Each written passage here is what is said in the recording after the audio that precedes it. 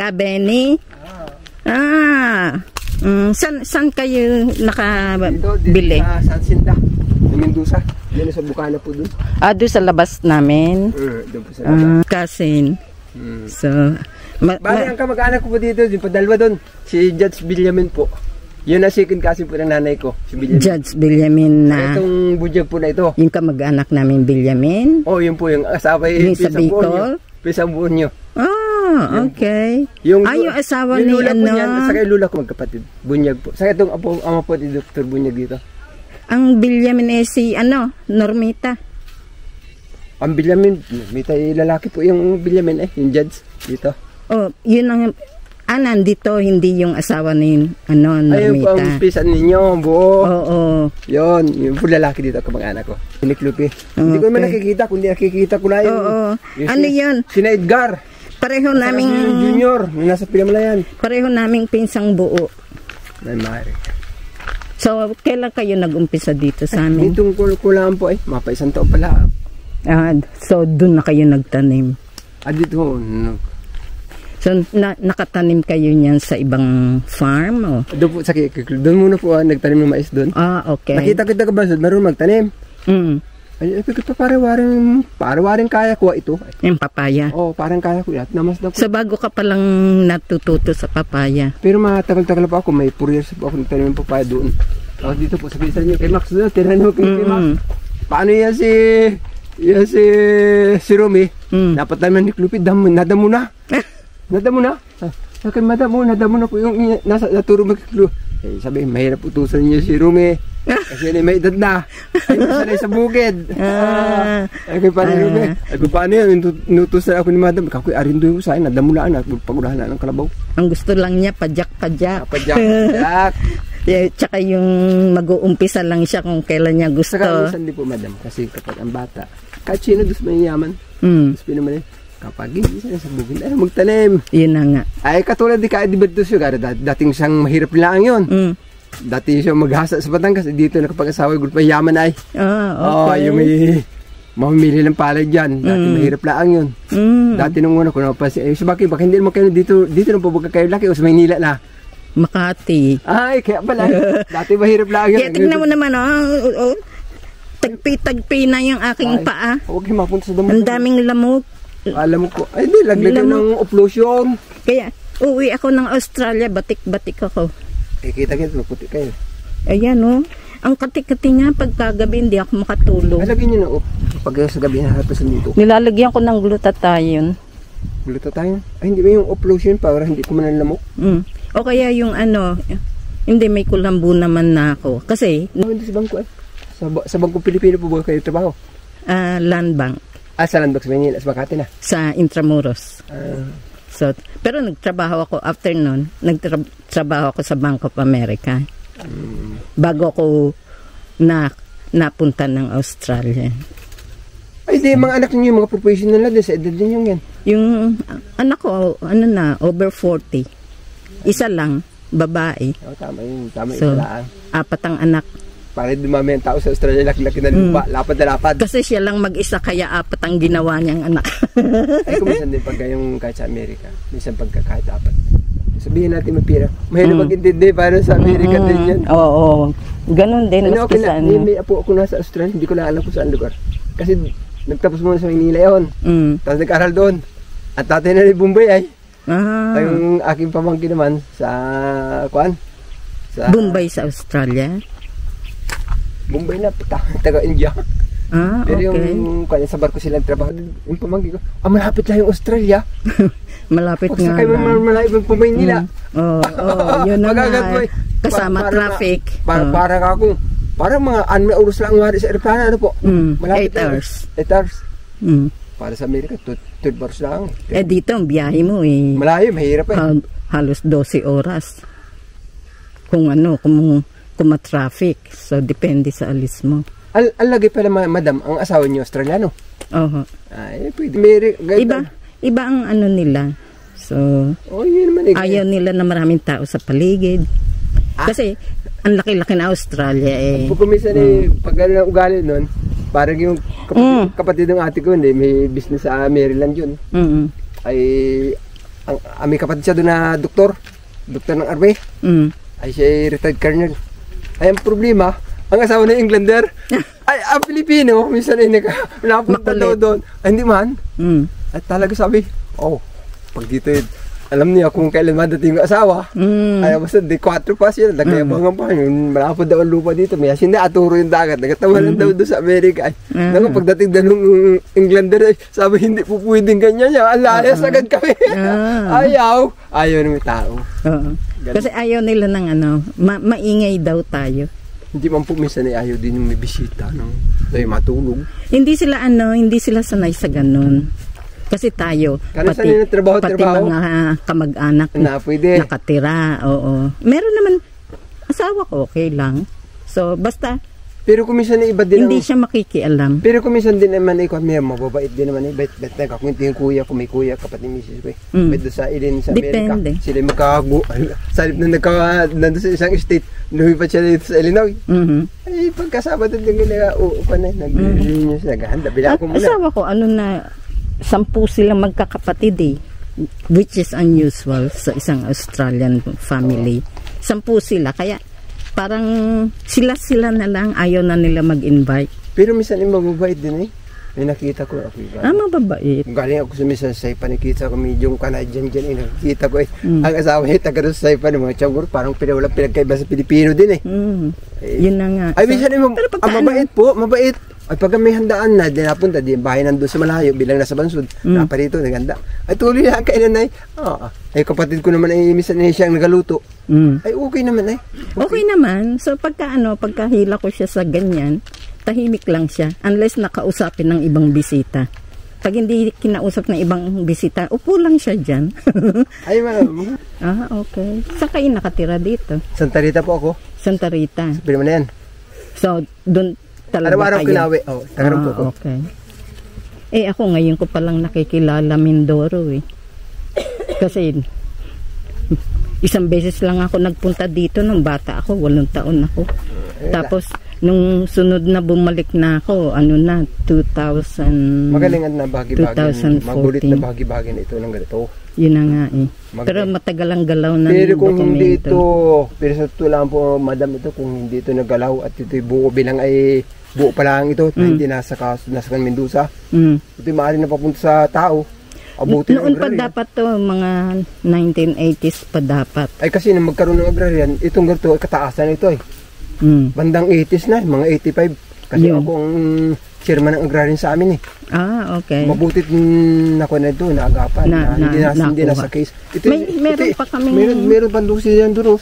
Hindi kayo umuupa doon? Ay, minsan lang po doon sa kabila. Kasi mayroon po ako napuntahan tubig. Okay. Dito na po ako man. Dahil una lagi ako isa naman Mahirap yung pag-intindi pa para. So, kailan kayo nag-umpisang magtanim ng papaya? Siguro may 4 years. Doon muna ako nagtanim sa kabila doon po. Sa tabing bakod. Doon. So, matagal na pala kayo umuupa dito? Matagal na po. Siguro may 5 taon na. Okay. Sana yan din lang po yung pagtatanim. Maganda ang papaya niyo. Maganda po. Ang daming bunga. Yan po naman kasi yan kaya gumaganda po yung iba nagtatanim dito. Basta nakuha alam mo kung minsan kahit mabasa mo sa abroad. Kasi yan, kung sa English yung akin nilalagay, inaparado ko muna po yan. Nalagyan ko ng balatong. Balatong? Para yun ang gusto nila. Hindi mo po, yan pong balatong at saka yung peanut. Yan dahon yung peanut. Pag itinanim mo yan, hanggang sa ugat yan. Pag yan po hindi mo nakaharbisan, at tabunan ko lang, pinatraktura, di nabungan ito. Patabunan ko po yan. Para yun magiging siyang organic nun sa lupa. Okay. Yung hindi katulad ng arado, bawatan mo kung ano. Oo nga. Yun yung napahit po ang lupa. Ako mas gusto ko yung hindi inaararo. Kasi nasisira ang lupa. Pwede rin pong inaarado. Pero kailangan yan kailangan din yung lupa. Kahit sa Biblia nababanggit. Mga 6 taon mong abukirin lang yan. Sa taon mong pahinga. Yun. Parang si Mar, pinahihinga niya yung sa likod ko. Ay nga pinasabi sa akin ni Madam. So kasi nandun pa yung mga balag niya Nandun pa yung balag. Kaso ang ayaw ko kasi kung aarkilan ko kay Madam Arin, hindi yung balag. Ay, mahal po, Madam, yung pagpabalag. Yun mahal. na nga. Pwede sana, tapos lagay na, halimbawa, isang linya pong ganyan. Kaya nga, ayoko ng kamatis eh. Ang mahal mo ng balag. At saka sa katulad niya, hindi na kailangan makatanim-tanim. Maliit na ng lugar. Tapos ay parang organ kung kayo natigil. Kasi ang lahat ng kaya naikli ang buhay ng tao. Nalagyan ng chemical. Yun na nga. So, hindi kayo nagka-chemical fertilizer? Naglalagay po, kanyan, ibig sabihin kombinasyon. Hindi marami. Dati po marami kong inalagay dito, organic. Bago saka ko inalagay ng chemical din. Okay. Madalang ko mag-spray. Oo. Yun lang insekto kasi, yun ang saka problema. Saka may napantrap po dyan sa insekto, nasabog po na yung nadikit po dyan sa pantrap na may plastic. Yung yung mga plastic na nakapatong dito, nadikit po yun doon sa kwan. Yung insekto, yung fruit fly, nadikit po yun doon. Ayun pag dumikit. Okay. Kasi kailangan malayo dito. Kailangan malayo po, mga 4 meters, 5. Kung bagyo, may ginagawa kayo sa papaya? Ay, wala na po talaga. Talagang kailangan magdasal kayo, talagang ubos po yan. Pinahihiga sa ibang bansa? Ay, sa Taiwan ko pula nabasa yun. Bago, pagkaalam mo na mabigat ang bagyo? Pwede po yun. Pero, pinahihiga, tapos yung ibang bansa, hinihiwa sa gitna, pababa. Ay, hinahiwa po yun, napag-apat na pa. Sa Taiwan ko po nakita yun. Yan po sa akin na yan ay oras na mapakinabangon ng buwan. Halimbawa, dumating po. Kaya yan ay napag-alalan ko din. Hindi man basta nagtatanim. Inapatanim ko po yan. Katulad ko magpapatanim mo ako dun. Basta napatanim ko mga bandang October, November, December. Basta may bear. Huwag lang September, sobrang maaga. Kasi pag may bagit ganito pa, hindi pa maano yan. Pero pag ganito po at wala pa bunga at nagbagyo yan, inimauga pag nagbutas po yung garkila, di puno. Patay po yan. Kaya pagdating ng January, hindi na po nadating dito ang bagyo madalang. Nung primero pa rito ako, dumating ang bagyo, Mayo. Ito po dati madaming nyog. Maaga. Madami po dating nyog. Naubos po lahat. Gusto na lakas ng bagyo, yung kaloy na kabagyo. Pati doon sa parke ng Pinamalayan. Yung malaking kahoy. Ano ba ang kaloy? Mga 2006. Dumating dito, Mayo. Kasi yung sumunod, yung Nasaan na kayo? Nasa Australia na kayo? Yung Nina. Hindi, yung Ninoy. Nuna Wari. Yung 2013. Yolanda. Yun. Yung isa pa na maraming na-damage dito pangalan sa Mindoro. Si Ninoy, sabi malakas siya, balalagi. Pero malakas po yung Yolanda dito. Noong 2013. Talaga malakas yun. Ay, pero mabuti pa po, hindi pa sintro nandito yan, sintro sa Bisaya. Kasi kung, halimbawa, ganon, nangyari yung ganon bagyo, yan po pinahiga nyo yan, pa rin, may makukuha pa rin kayo. Pero ang saga ng akin po, okay na rin yung pag napakinabangin mo, pwede naman kundi siya magiging abono ulit. Saya pa bakin na. Pero sayang. Bukod na naman ang atanim. Ang pinanghihinayangan ko dun yung oras. Ay, pwede po yun. Yan po naman ay 7 months lang bunga na ulit. Ang pakinabang naman ninyo dyan, isang harvestan lang, yun na ang puhunan mo, di ba? Ay, minsan po mapapansin mo, pag nakikita mo, ito po hindi ko inabili, ang seedling, inapasibol ko po yan.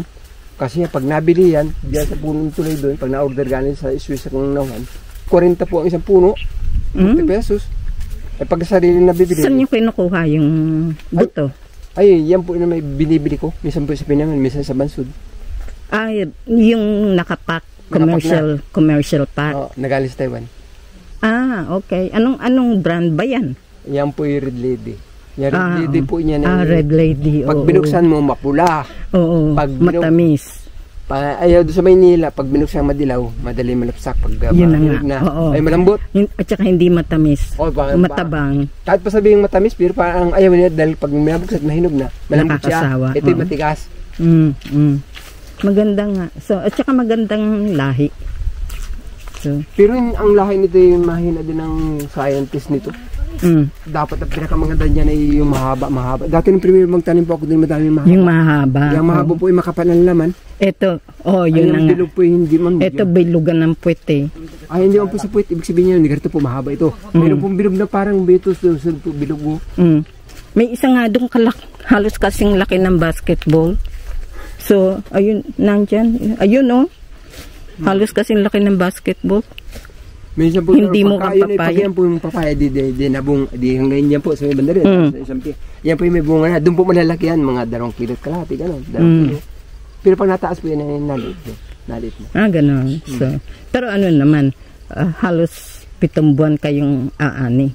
Oo, basta maganda po. Pag maganda talaga yung lupa, 6.5 months, magsisimula na mag-harvest. At yan po naman, matagal pa din yung kay Bax po dun. Ay mataas na, inakutsaya na lang po. Yung panghada na sa mga tinula. Yan doon kay Bax. Ay lasa uli ko yan, gusto doon yung magtanim. Ako sige, nandun wari, yung may papaya po dyan. Ako sige, ikaw naman. Si Brian. Ay kay Brian yun. Yung bahay na yun. Yung bandang po yung kay Max yung, ay paano ayaw dyan kumuha ng tubigan nila. Oo, yun na nga. Ayaw kumuha dito. Ay siyempre na hindi, siyempre may mga pamilya yung kanyang mga kapatid. Ay magbulahan tayo. Drulats. Yun ang ligaw, huwag ka dyan sa tabi. Ay mahal ang lupa dyan. Isang luti dyan, yung katiktar sa susulok. Isang luti lang yun. Kaya drulats tayo, pag doon ka, Kuya Max, mapapunta sa dulo, pasensya ka. Dito ako sa malapit. Kahit sa babae, dito ako sa malapit. Kung nakabula ay, hindi legal. Walang hinanakita. Alagyan natin ng kalsada. Doon ka sa dulo. Huwag ko sabihin, magkabi ng kalsada, yun na. So yung pamilya niya, dito kayo lumaki? Sa Mindoro po. Mindoro talaga. Ako bagong saltar lang dito. So ngayon pa lang ewan ko kung anong mangyayari after that. So, pero hindi pwedeng pabalik-balik na lang tayo. Nakikita ko kasi to sa video pag sabi ang ganda ng papaya. Mas maganda pala kung nandito ka. Maganda po. Saka yung unang-una yun, nami-maintain yung maayos. Yun na nga. Kahit pa may papaya, pag yun, damon-damo. Ay, naku, mahirap. Pinaararon nyo muna bago... Pinaararon ko po muna bago tinabunan yung lugar ko kita. Yung balato, tinabunan. So, gano'ng katagal yung binhi? Yung binhi po ng mga balatong? Hindi, yung pagtanim nyo ng papaya. Pagka pinasibol po yan, binabad mo. Nilagay mo doon sa plastic. Akin, diretso na doon sa plastic na 2x6 eh. May nakita ko may shade yung trick ka doon. Ayun, yung mga trays. Yan, na-order sa Lazada yan sa Manila. Deliver dito. So, gano'n kataas bago? Pag binabad po inyo, 24 hours na inababad, okay, 36 hours. Yung buto inababad sa tubig. Bago incubate doon sa, nakalagay sa damit. Incubate nyo, 48 hours. 2 days. Babalutin nyo muna babalutin sa damit, nakababad sa tubig. Para hindi matuyo. Ay, hindi mo po. Sa tubig nyo ababad. Sa tubig. Saka yun ay bago inaba. Yung maliliit na paso mismong sa tubig. Yung buto po, inalabad sa, unang-una po, pag inababad yan, doon sa maligamgam. Din sa termos, yung masyadong init na yun, nagkakulo. Doon sa maligam mo na pag, din mo na daliri, baka sobrang init. Dinababad mo ng mga 15 minutes. Bago sa malamig. Ibababad ko ng 1 day. Hindi man po. Kasi yung ibang buto, dry na dry. Ayun po, inababad mo sa tubig. Lahat ng buto, kahit niya sa buto ng eggplant, yan, tomato. Ibababad. Yan po hindi mas maligam-gam. Sa tubig po na malamig, nababad 24 hours. Bago sa para saka mo incubate doon sa balutin niya ng papel, ng jeryo. Para siyempre pag yung damit, maigin eh. Hindi madaling... Para madaling medyo matuyo. Yun. Tapos sa incubate niya, tabunan niya. Mabilis na. Mabilis. Tapos sa alagay niyo doon sa sidentry ninyo. Ay pag diretso niyo ilagay, kainin lang yun. Ay, yun nga. Oo, kinakain. Ang dapat po nyo na ikuan. Pag inalagay, inatanim yun dyan, na-spray mo ng chemical para yung langgam matakot. Mahirap nang kainin nyo pag inagulkilaki. Lagyan nyo lang kuan. Ay pag itinanim nyo bastaan, mamalikin, nandun sa pugod na ng langgam, nabit-bit na. Hindi kayo nag-spray ng Epsom? Bisa may galing sa Australia, parang organic na kuan eh. Bisa kami nagamit. Hindi, kasi yung ako naman, yung sa langgam, Epsom, tapos merong may sugar. Kasi gusto ng langgam yung sugar. Pag kinain nila, pumuputok yung tiyan nila. Ay, pwede.